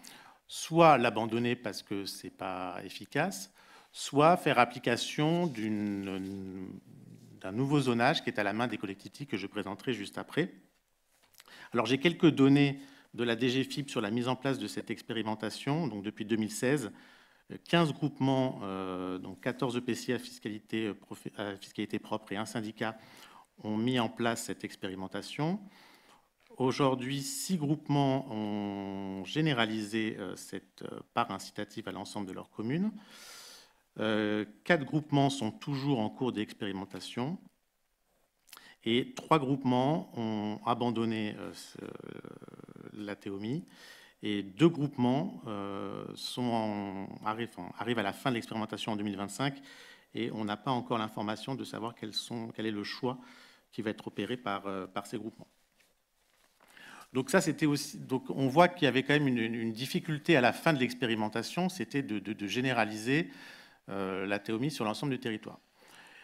Et donc, pour lever un peu ces freins de généraliser à l'ensemble du territoire, il y a une réforme en loi de finances pour 2024 qui a permis d'adopter un zonage qui répond à un critère objectif et rationnel, qui vient du fait que l'ADEME a montré que dans les communes dans laquelle la proportion de logements collectifs est élevée, la part incitative perd en efficience, c'est-à-dire que l'efficacité recherchée de la baisse de production des déchets n'est plus démontrée. Donc, face à ce constat, et notamment à un critère de 20%, à partir de 20% de logements collectifs au sein d'une commune, on voit cette perte d'efficience. Le législateur a prévu que l'EPCI, ou en tout cas le groupement, pouvait mettre en place un zonage pérenne, cette fois-ci, donc on n'est pas dans le cadre d'une expérimentation, permettant donc de limiter l'application de la part incitative uniquement dans les communes de son territoire dans laquelle la proportion de logements collectifs est inférieure à 20%. Alors c'est une lecture stricte, ça veut dire qu'il faut que l'ensemble, enfin, on ne peut pas choisir les communes au-delà de 20% de logements collectifs qui seront ou qui ne seront pas dans la tarification incitative. C'est tout ou rien. C'est ça, c'est que ce critère de 20% doit être respecté pour l'ensemble des communes qui seront ou qui ne seront pas dans la tarification incitative. Donc, pour aider les collectivités dans le choix de mettre en place ce zonage, la DGFiP met à disposition sur le portail collectivité locale.gouv.fr pour chacune des communes la proportion de logements collectifs au sein de la commune qui est calculée par l'INSEE. À partir de là, ça permet au groupement de voir dans quelle partie du territoire, si elle décide de mettre en place de manière pérenne la TOMI, dans quelle partie du territoire la TOMI devra s'appliquer. Donc aujourd'hui, c'est une réforme assez récente. Ça pourrait être intéressant d'avoir un peu vos retours d'expérience. Alors aujourd'hui, bon, ça n'a pas encore été utilisé. Je ne sais pas si en 2025, il est prévu de mettre en place pour les années suivantes une telle souplesse. C'est sûr que ça ne règle pas les problèmes de financement, enfin les problèmes d'investissement nécessaires pour mettre en place cette tarification incitative.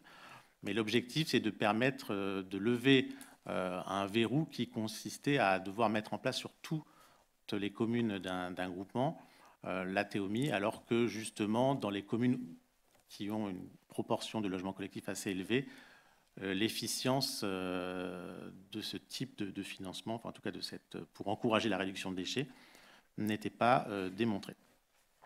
Voilà. Je suis à votre disposition pour si vous avez des questions. Merci beaucoup. Alors, on avait gardé une question sous le coude qui était la fameuse marge de tolérance de 15% que nous avions évoquée sur la TOM.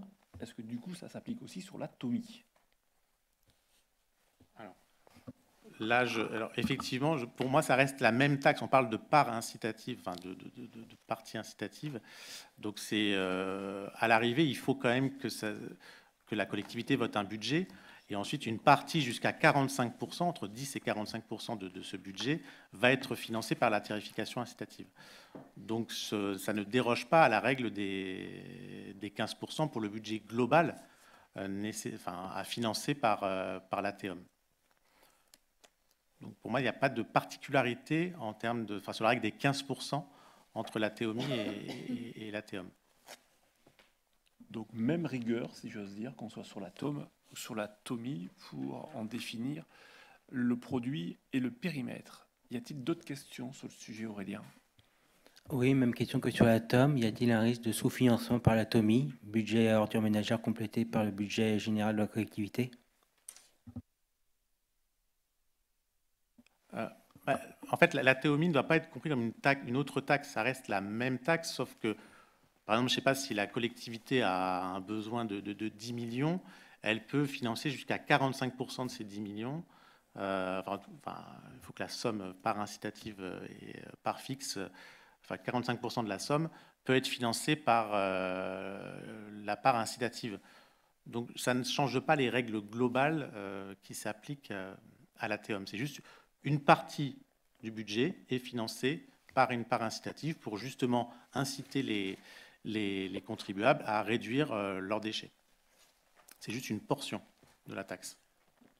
Peut-être que la question qui est sous-jacente, ce n'est pas celle au budget, mais celle à la réalisation. C'est-à-dire, c'est de surestimer l'efficacité de l'incitativité qui doit produire, je dis bien qui doit produire des effets en termes de réduction de quantité de déchets, et qui ne les produirait pas. Alors, je ne sais pas si ça peut véritablement se produire parce qu'en fait, c'est la collectivité qui doit indiquer le tarif par local. Donc, une fois qu'elle a décidé que la quantité le produit dont elle a besoin qui est mis dans la part incitative, ensuite, et qu'elle a la connaissance de la quantité de déchets produits de l'année N-1, à la collectivité ensuite de répartir cette fraction du produit qu'elle a décidé à mettre dans la part incitative par local. Donc je pense que les erreurs de comptabilité sur la répartition ne sont pas, ne posent pas de difficulté par rapport à la TOM puisqu'elle a un produit à répartir sur une quantité de déchets produites par local.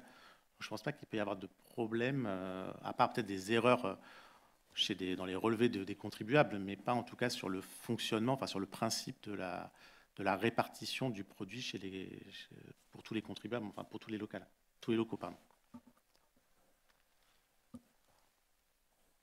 On n'avait pas d'autres questions, on en avait une, mais sur lequel pour moi il n'existe pas de jurisprudence. Elle a été évoquée sur les points d'apport dits collectifs ou volontaires, avec une distance à 200 mètres. À ma connaissance, il n'y a pas de jurisprudence, puisque le service est quand même rendu, y compris en milieu rural, où le point d'apport peut être beaucoup plus loin que les fameux 200 mètres.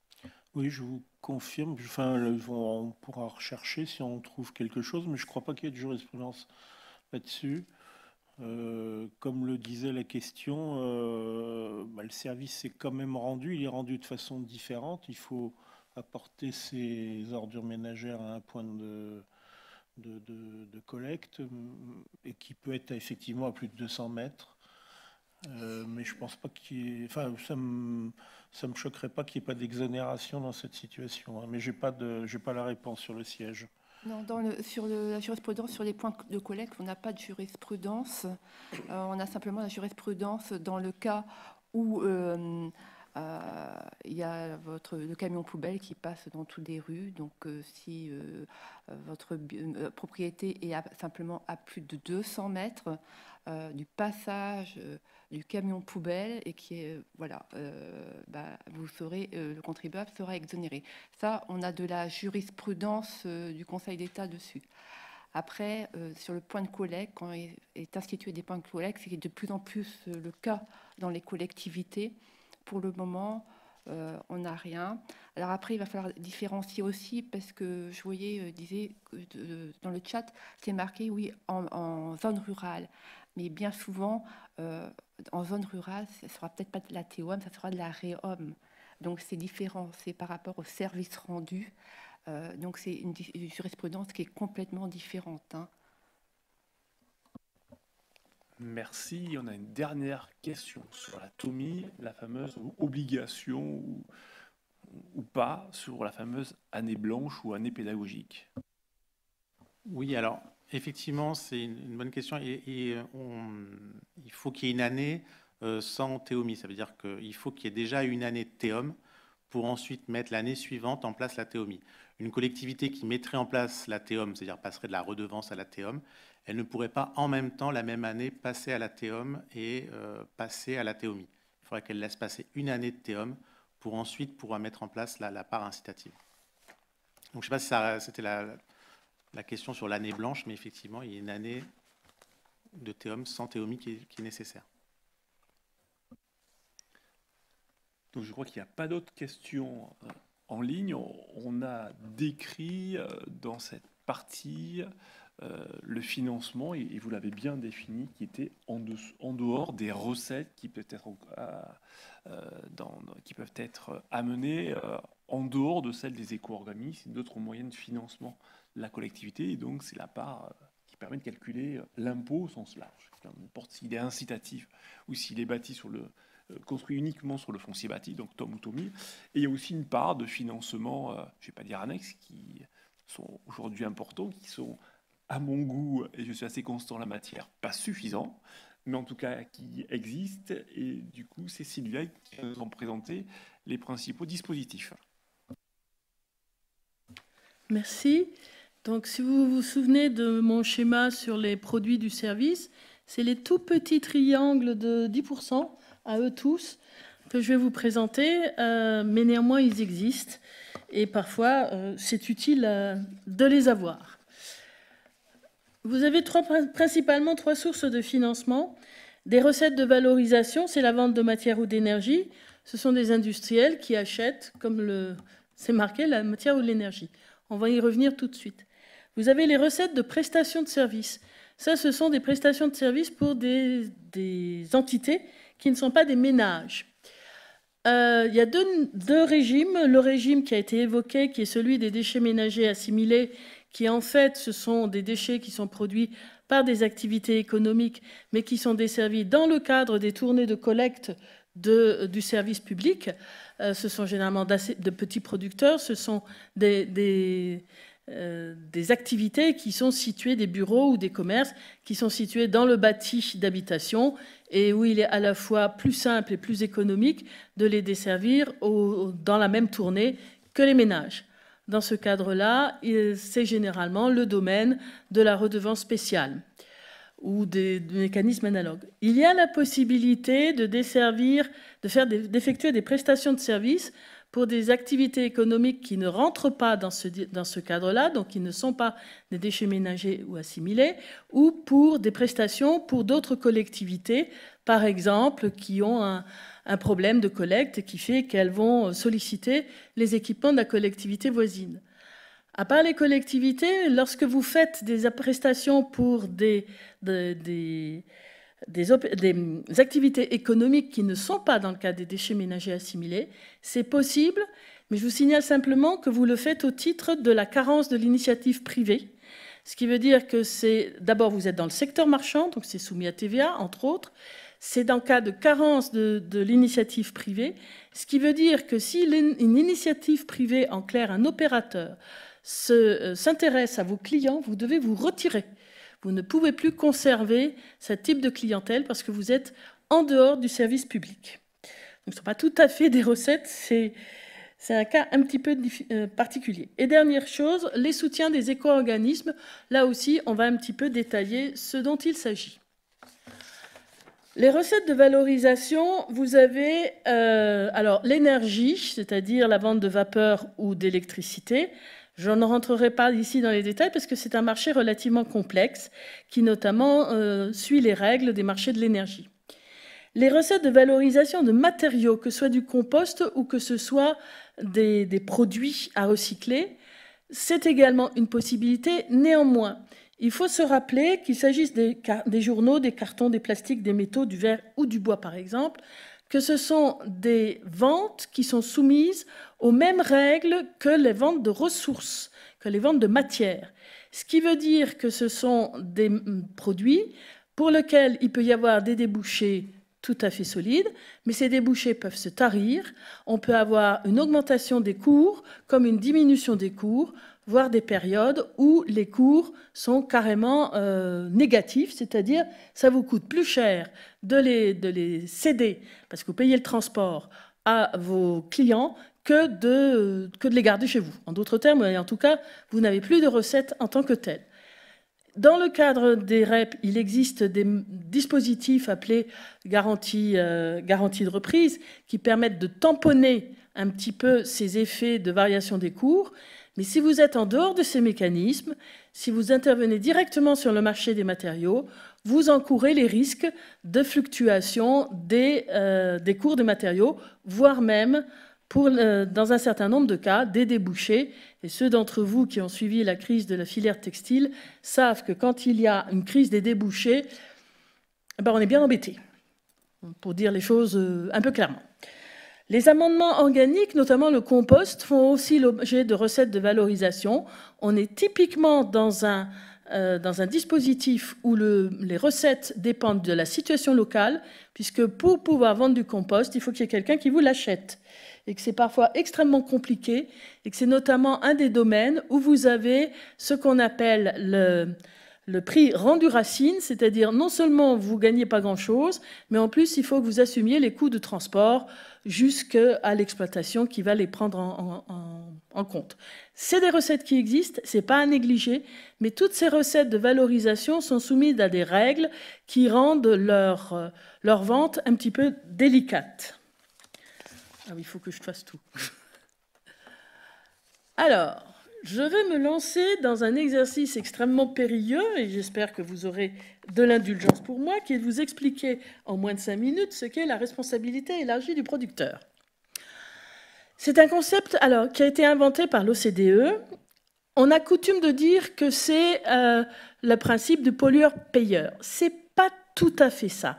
Ça s'en y apparente, mais c'est tout de même un petit peu différent du simplement principe pollueur-payeur. Le principe pollueur-payeur, vous polluez, vous réparez les dégâts.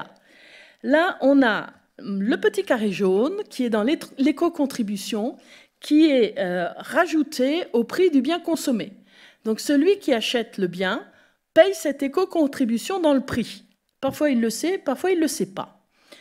Ces éco-contributions sont versées par le producteur du bien, c'est-à-dire l'industriel qui le met sur le marché, à des objets juridiques qu'on appelle des éco-organismes. Ces éco-organismes payent, avec ce montant qu'ils ont collecté, payent d'une part les collectivités pour les déchets qu'elles collectent et qu'elles trient, et d'autre part les opérateurs directement, parce qu'il y a un certain nombre de cas où les opérateurs viennent enlever directement les déchets dans les installations des collectivités, ce qui veut dire que les collectivités n'ont pas à payer le coût du traitement. Et comme rien n'est gratuit, il faut bien que quelqu'un paye le coût du traitement, de la valorisation, et du coup, c'est directement les éco-organismes. Donc, en l'occurrence, il ne s'agit pas... On estime que celui qui pollue, c'est celui qui produit le bien. Parce qu'en fait, le vrai pollueur, si je puis dire, au sens le plus basique du terme, c'est celui qui fait d'un emballage un déchet, donc c'est celui qui consomme le produit. Et avec les mécanismes à la responsabilité élargie du producteur, on estime en gros que lorsque le consommateur achète son produit, il cotise pour payer le recyclage et la valorisation derrière, d'où une chaîne après qui permet d'arriver à ce que les fonds prélevés sur la consommation arrivent jusqu'à leur destinataire, que ce soit les opérateurs ou les collectivités. Certains metteurs en marché expliquent que ce n'est pas le consommateur qui paye, parce que le secteur est à ce point concurrentiel qu'on ne peut pas répercuter l'intégralité de l'éco-contribution, et donc ils nous expliquent qu'ils le prennent sur leur marge. J'ai quelques doutes sur l'intégralité de la prise sur les marges, mais enfin, ils mettent un peu de l'argent dans leur dispositif et ils rendent leur circuit économique plus efficace pour dégager les sommes nécessaires pour payer l'éco-contribution. Alors concrètement, pour une collectivité, c'est quoi? C'est d'abord un contrat avec les éco-organismes qui contient des engagements réciproques. L'éco-organisme vous dit « je vais vous payer si vous me produisez ça, en qualité ». Et la collectivité dit « je vais produire ce que vous me demandez en qualité », ou du moins je vais essayer, parce que parfois c'est vachement compliqué, mais vous me payez en conséquence. C'est des obligations de qualité. Ça veut dire qu'on ne peut pas se contenter de dire « voilà, je vous prends les emballages et puis je vous les mets dans un coin et puis vous les prenez ». En fait, il faut amener ces déchets qu'on collecte à un niveau de qualité qui permette de rentrer directement dans une filière de recyclage qui est une filière industrielle. Et généralement, les filières industrielles, elles n'aiment pas trop les choses qui varient, elles n'aiment pas trop les produits qui ne sont pas prévus, elles veulent une stabilité dans la qualité. Donc ça veut dire qu'en tant que collectivité, signant un contrat avec une REP, vous avez des obligations de qualité. Et parfois, pour ne pas dire très souvent, des dépenses supplémentaires, parce que vous devrez adapter votre dispositif de collecte afin de lui permettre d'atteindre les niveaux de qualité qui sont requis pour pouvoir les confier au recyclage. Il y a, je vous l'ai dit tout à l'heure, des opérations qui sont directement prises en charge par les éco-organismes. En l'occurrence, notamment une partie de ce qui est collecté en déchetterie. Et l'un des cas les plus connus, c'est les déchets d'équipements électriques et électroniques, où la collectivité assume les frais de collecte et les frais de gestion de la déchetterie, mais elle bénéficie d'un enlèvement, et c'est l'éco-organisme qui prend à sa charge directement les frais de traitement. Alors, ça n'apparaît pas à votre budget en tant que collectivité, puisque c'est l'éco-organisme qui l'y prend à sa charge. Vous n'aurez pas à le payer. Néanmoins, c'est tout de même une dépense qui est faite par la REP et qui vous est évitée, parce que si la REP n'existait pas, il faudrait bien payer ce traitement. Donc, ça ne figure nulle part dans le budget, ça existe, et si les REP se cassent la figure ou disparaissent, ces dépenses vont revenir dans le budget de la collectivité. Et enfin, les soutiens financiers sont des soutiens financiers, pratiquement toujours pour la collecte, parfois pour le tri et le recyclage, ça dépend du type de déchets, qui sont versés par les éco-organismes aux collectivités. Mais je tiens à vous le rappeler, c'est toujours en fonction des performances de collecte. Vous collectez rien ou pas grand-chose, vous n'aurez pas beaucoup d'argent. Vous collectez des grandes quantités, vous aurez plus d'argent, ou beaucoup d'argent. Ce qui veut dire qu'il va falloir toujours voir dans vos investissements la part des frais fixes, parce que vos frais, vos dépenses d'investissement, ils doivent tout de même être calculés pour être rentables dans la perspective, vous collectez à plein les investissements, vous utilisez à plein les investissements que vous avez mis en place. Peut-être qu'avant de passer sur un petit focus qui sera là, en l'occurrence pas une recette, mais plutôt une dépense sur la TGAP, oui. Et j'ai pas vu beaucoup de questions écrites. J'ai vu les commentaires sur certaines filières REP. En tout cas, saluer la présentation qu'on a fait Sylviane sur le synoptique, qui décrit bien le fonctionnement des REP, de l'éco-contribution vers les collectivités, que ce soit un soutien financier ou un soutien opérationnel. Quand je vous disais tout à l'heure, pour moi, pas suffisante, il me semble que la chaîne de valeur devrait être construite dans l'autre sens. Ce que ça coûte en termes de traitement, ce que l'on demande à l'éco-organisme et ce qu'il demande ensuite à l'éco-contribution. Voilà.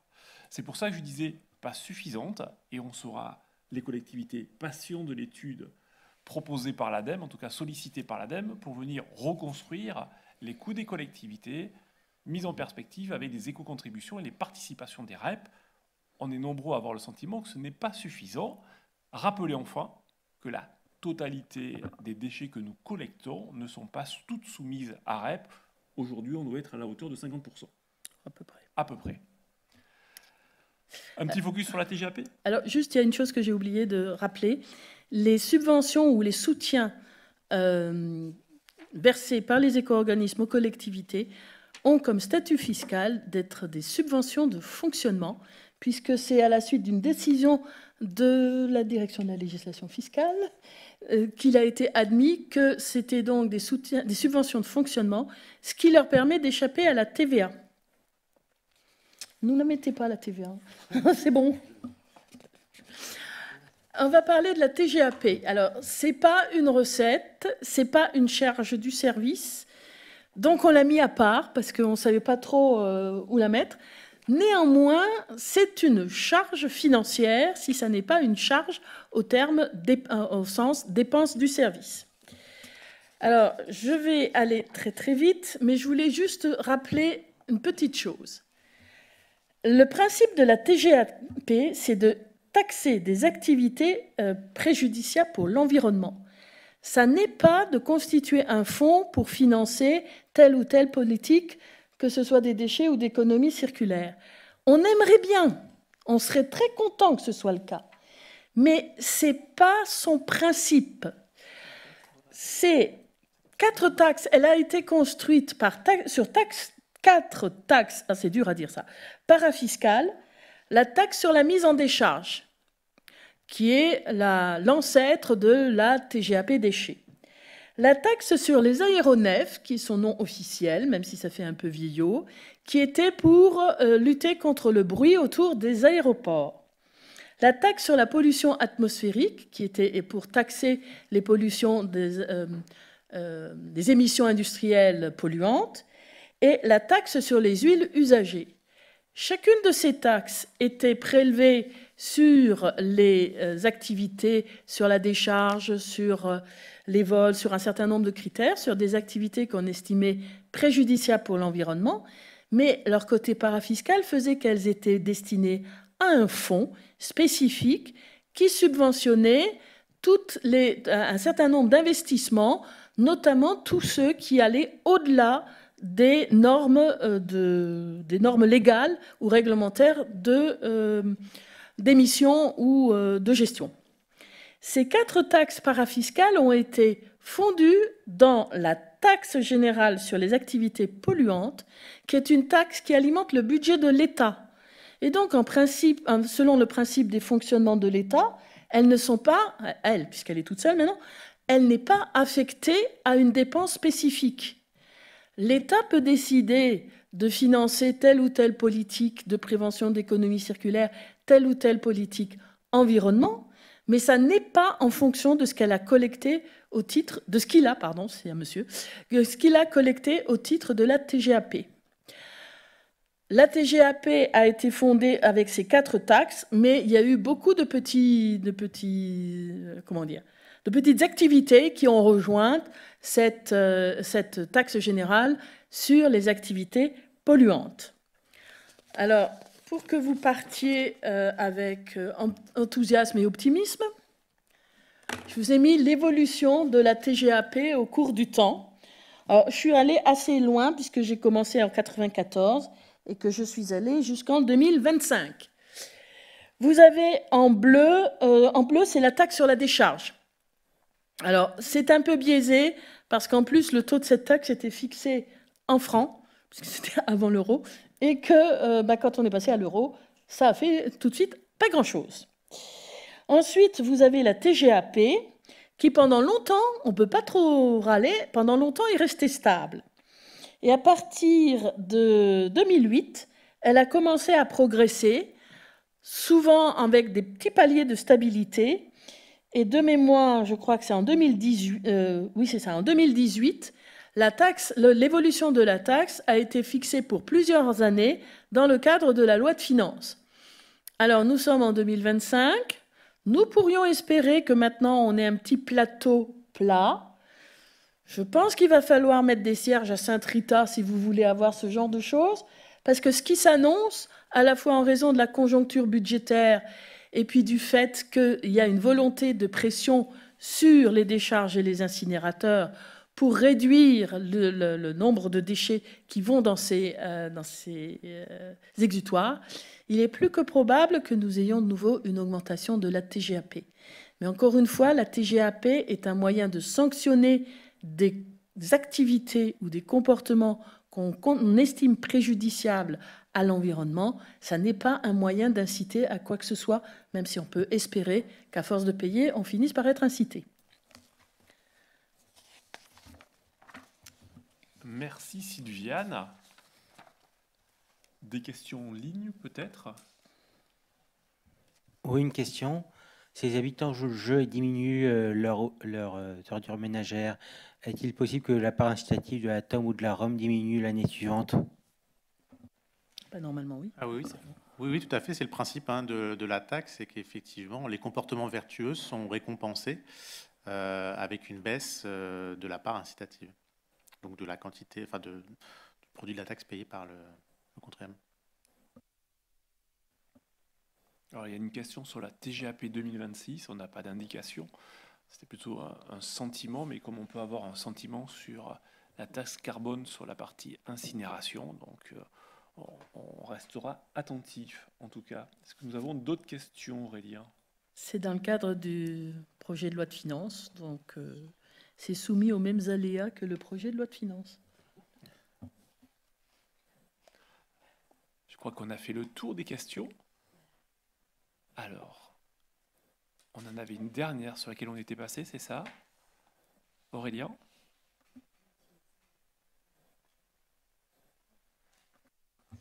Alors, cela génère un travail considérable et nécessite de mobiliser des moyens humains, à la fois pour sécuriser chaque année juridiquement le taux de TOM voté, poursuivre ce contentieux. Attendez. En fait, on a plus un constat des moyens.